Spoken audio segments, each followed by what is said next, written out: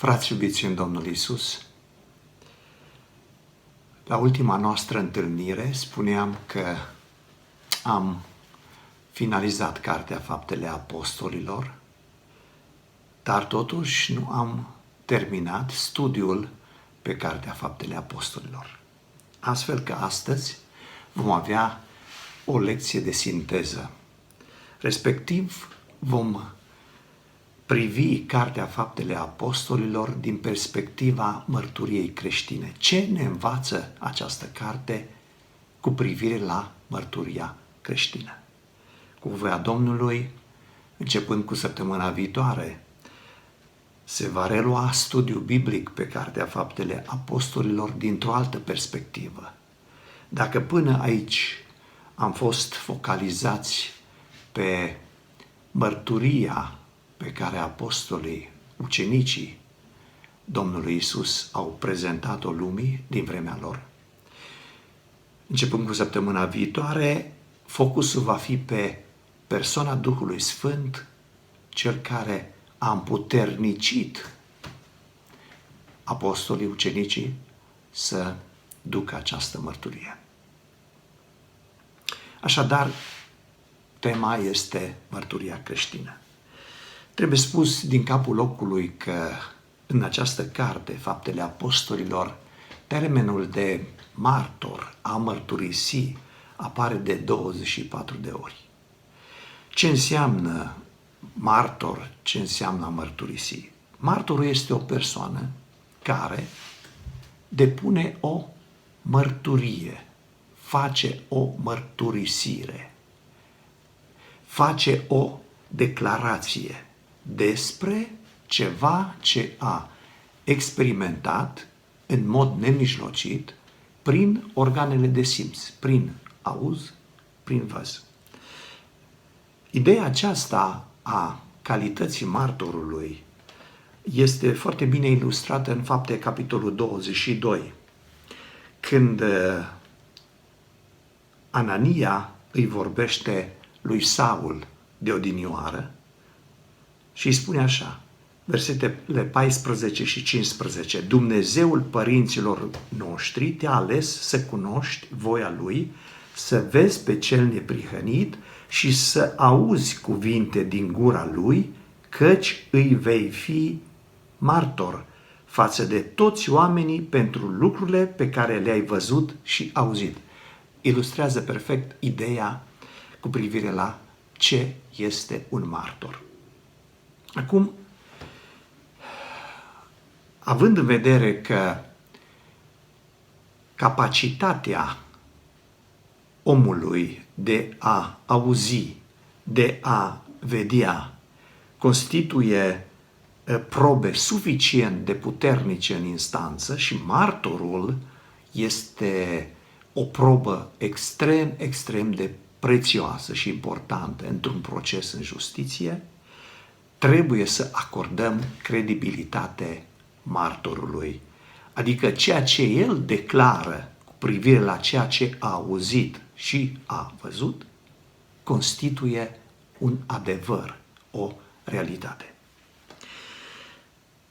M-am gândit să sumarizez subiectul acesta, căutând să înțeleg procesul acesta al mărturiei și lucrarea martorului, care ar fi elementele constitutive ale unei mărturii creștine. Și am găsit 4 elemente constitutive. Primul rând, subiectul în mărturia creștină, respectiv care este predica, care este mesajul pe care îl aduce martorul Domnului Iisus. În al doilea rând, sursa mărturiei creștine, de unde martorul are putere să mărturisească. În al treilea rând, care este strategia în mărturia creștină, respectiv care este practica, cum se practică mărturia creștină și, nu în ultimul rând, care este sfârșitul mărturiei creștine, respectiv produsul, rezultatul, efectul mărturiei creștine. Și o să le luăm pe rând aceste 4 elemente. În primul rând, subiectul mărturiei creștine. Mărturia creștină are un singur subiect central. Domnul Iisus Hristos. Persoana Domnului Iisus Hristos. Ceea ce a făcut pentru noi. Evanghelia Domnului nostru Iisus Hristos. Și aș vrea să citesc din Luca, capitolul 24, când Domnul Iisus, în ziua întâi a învierii, le vorbește ucenicilor săi și le spune așa, versetele 46-47. Așa este scris, așa trebuie să pătimească Hristos și să învieze a 3-a zi dintre cei morți și să se propovăduiască tuturor neamurilor în numele Lui pocăința și iertarea păcatelor, începând din Ierusalim. Versetul 48, voi sunteți martori ai acestor lucruri. Așadar, subiectul, predica, mesajul este Evanghelia Domnului Iisus, mărturia despre Domnul Iisus. Ei, cum prezentăm această mărturie? Prezentăm, deci, pe Domnul Iisus Hristos proclamat și prezentat în Sfintele Scripturi, deci prin cuvântul Său, prin Evanghelia pe care o avem scrisă și întâlnim lucrul acesta foarte frecvent. Practic, saturează întreaga carte aspectul acesta al mărturiei creștine. Îl vedem pe Apostolul Petru când în ziua Cincizecimii îl prezintă pe Domnul Iisus folosindu-se de Scripturi ca să dovedească că acel Iisus din Nazaret corespunde lui Mesia anunțat și prezentat în Sfintele Scripturi. La fel îl găsim pe Apostolul Pavel în mesajele pe care el le-a avut prezentându-l pe Domnul Iisus Hristos. Tot bazându-se pe Sfintele Scripturi, consemnează doctor Luca, el dovedea și lămurea că Iisus din Nazaret este Mesia cel profețit în Vechiul Testament.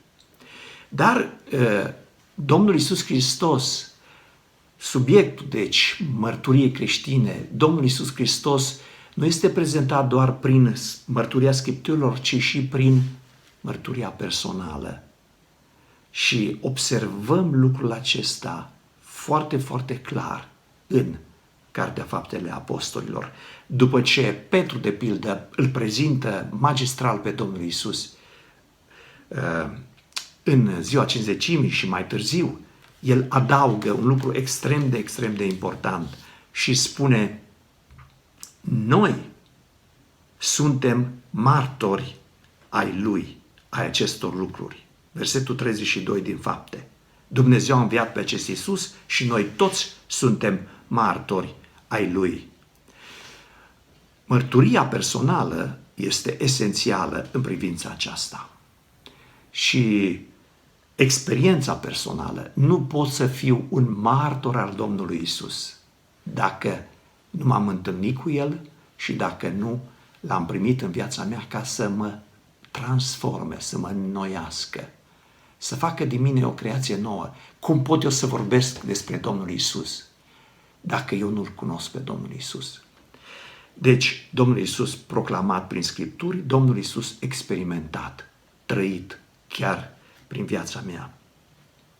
Și aș vrea să trec acum la al doilea element important, și anume sursa, puterea în mărturia noastră.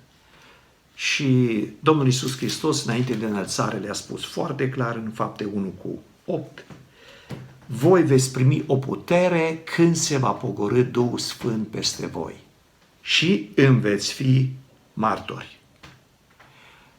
Duhul Sfânt este Cel care ne împuternicește pentru această mărturie a Domnului Iisus Hristos, pentru prezentarea Domnului Iisus Hristos. Ne califică ca și martori ai Domnului Iisus Hristos. Și Pentru ca Duhul Sfânt să ne poată împuternici, este importantă atitudinea pe care noi o avem în relație cu Domnul Isus. Și observăm la apostoli că prioritatea numărul 0 în viața lor era relația cu Domnul Isus, nu focalizarea pe umplerea cu Duhul Sfânt. Aceasta venea ca și o consecință firească a faptului că ei erau interesați să aibă o relație foarte profundă cu Domnul Isus. Pentru că Duhul Sfânt are tocmai menirea aceasta ca să ne-l facă de cunoscut și când noi avem interes pentru Domnul Isus, să-L cunoaștem și să-L iubim, Duhul Sfânt este acolo să ne umple cu această lumină a cunoașterii Domnului Isus. Deci, o relație foarte profundă cu Domnul Isus o vedem la Apostolul Petru, o vedem la Apostolul Pavel, în Iope, în ceasurile amiezii, Apostolul Petru urcă pe acoperișul casei să se roage. Apoi îl vedem cu frații la rugăciune, merge cu Ioan la templu să se roage. Le vedem pe Apostolul Pavel cum accentuează această relație cu Domnul Isus. În epistola a doua către Corinteni ne vorbește despre faptul că el a petrecut ceasuri în șir și noaptea în privegheri în relație cu Domnul Isus. Era drag Domnului Isus. Și în temnița din Roma, el își exprimă cea mai importantă dorință în viața lui pe care o are, să-L cunoască pe Domnul Isus. Este important, deci, ca să cultivăm această relație profundă cu Domnul Isus, pentru ca Duhul Sfânt să ne poată umple cu putere în mărturia noastră. Dar este important să avem această deschidere pentru această umplere cu Duhul Sfânt, această anticipare, această așteptare a umplerii noastre cu Duhul Sfânt, așa cum apostolii Domnului Iisus Hristos li s-a poruncit să aștepte în Ierusalim acest botez cu Duhul Sfânt, această umplere cu Duhul Sfânt. Și ei au ascultat de Domnul Iisus și au așteptat și au primit, au fost umpluți cu Duhul Sfânt. Dar aceasta din pricina faptului, așa cum spune Apostolul Petru, odată ce s-a înălțat prin dreapta lui Dumnezeu Domnul Iisus, în versetul 33 din capitolul 2, a primit de la Tatăl făgăduința Duhului Sfânt și Domnul Iisus a turnat, ceea ce vedeți și auziți, a turnat Duhul Sfânt. Viața transformată prin lucrarea Duhului Sfânt în viețile noastre, această viață are un impact puternic, aceasta dă forță, putere, până la urmă în mărturie. Pentru că citim în Cartea Faptele Apostolilor, apostolii care erau oameni de rând, când l-au mărturisit pe Domnul Iisus, au impresionat Sinedriul. Petru și Ioan, în fața Sinedriului, vorbesc despre Domnul Iisus Hristos și îi înfruntă direct ca fiind responsabil de moartea Domnului Iisus. Și doctorul Luca consemnează și comentează în capitolul 4, versetul 13, când au văzut ei îndrăzneala lui Petru și a lui Ioan, s-au mirat, întrucât știau că erau oameni necărturari și de rând și au priceput că fuseseră cu Iisus. Și când Sinedriul le interzice să mai predice învierea Domnului Iisus, ei spun: noi nu putem să nu vorbim despre ce am văzut și am auzit. În al treilea rând, al treilea element constitutiv al mărturiei creștine este strategia, practica mărturiei creștine. Asta înseamnă în modul cel mai concret. Cum îl mărturisim? Unde îl mărturisim? Când îl mărturisim?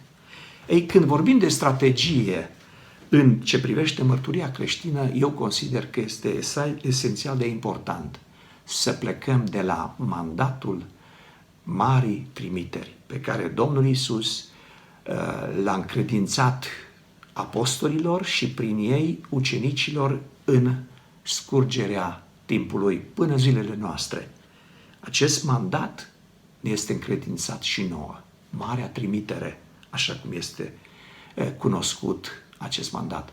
Și anume, Domnul Iisus le-a spus: duceți-vă în toată lumea, predicați Evanghelia, botezând, învățând, făcând ucenici din toate neamurile. Eu sunt cu voi până la sfârșitul veacului. Domnul Iisus Hristos le încredințează această misiune și ei pleacă în misiunea lor cu această mentalitate. Eu sunt un trimis al lui Hristos. Atâta de importantă este mentalitatea aceasta și mandatul acesta pentru mințile noastre în această lucrare de mărturie, încât Apostolul Pavel face această afirmație în 2 Corinteni, capitolul 5, versetul 20. Noi, dar, suntem trimeși, împuterniciți ai lui Hristos. Noi suntem ambasadorii lui Hristos. Ori dacă noi ne însușim această gândire că suntem ambasadori, când noi prezentăm pe Domnul Iisus cuiva, când noi vorbim despre Domnul Iisus cuiva, să nu uităm, nu noi suntem cei care ne prezentăm în această mărturie. Pe Domnul Iisus îl prezentăm și în dosul mărturiei noastre, în dosul nostru este Domnul Iisus care ne-a dat autoritate. Noi vorbim sub autoritatea Domnului Iisus. Noi prezentăm, dragii mei, pe cine? Pe Fiul lui Dumnezeu, pe Împăratul Împăraților. Pentru ce să ne fie rușine? De cei care batjocoresc numele Lui și care trăiesc în păcat. Să ne fie rușine ca să vestim adevărul Domnului Iisus, mântuirea Domnului Iisus, să prezentăm pe Domnul Iisus. Nici de cum. Strategia este să fim echipați cu această gândire, cu această mentalitate. Suntem ambasadorii Domnului Iisus Hristos. Și în privința strategiei concrete, când, cum, unde, având deja această mentalitate, noi nu trebuie să facem altceva decât să știm că suntem călăuziți de Duhul lui Dumnezeu ca să găsim circumstanțele potrivite, momentul potrivit, locul potrivit, când să prezentăm pe Domnul Iisus Hristos. Fie prin cuvinte, fie prin vorbe, fie prin faptele noastre. Și ne uităm în Cartea Faptele Apostolilor și observăm cât de specific a călăuzit Duhul Sfânt pe apostoli în mărturia lor. Vedem că Petru, care era la Iope și iată se ruga Domnului Iisus, îi se descoperă Domnul Iisus Hristos, privind misiunea pe care o avea de îndeplinit în Cezarea, în casa lui Corneliu, și apoi Duhul Sfânt îl înștiințează, vei fi căutat de niște bărbați, să mergi cu ei și să vestești Evanghelia. Deci Duhul lui Dumnezeu ne călăuzește în mod foarte clar. Apostolul Pavel avea intenția în călătoria sa misionară să exploreze mai mult Asia Mică și Duhul lui Dumnezeu îl oprește și până la urmă îl călăuzește foarte precis. Noaptea, într-un vis, printr-un înger, treci în Macedonia și ajută-ne. Duhul lui Dumnezeu ne călăuzește în această strategie în vestirea cuvântului a Domnului Iisus Hristos. Dar mai este încă ceva. Circumstanțele și momentul potrivit când noi să-L mărturisim pe Domnul Iisus, Dumnezeu ne călăuzește inclusiv prin înțelepciunea care ne-a dat-o ca să înțelegem că este bine să-L mărturisim, că este oportun să-L mărturisim atunci și acolo. Respectiv, ne întâlnim cu nevoi. Nevoile din jurul nostru strigă cu o voce stinsă, dar strigă, am nevoie de ajutor. Noi trebuie să ne deschidem ochii și să vedem aceste nevoi ca să răspundem acestor nevoi. Uitați-vă la Petru și Ioan. Ei merg la templu cu un scop foarte precis. Merg să se închine, să se roage. Era ceasul rugăciunii și ei merg la templu.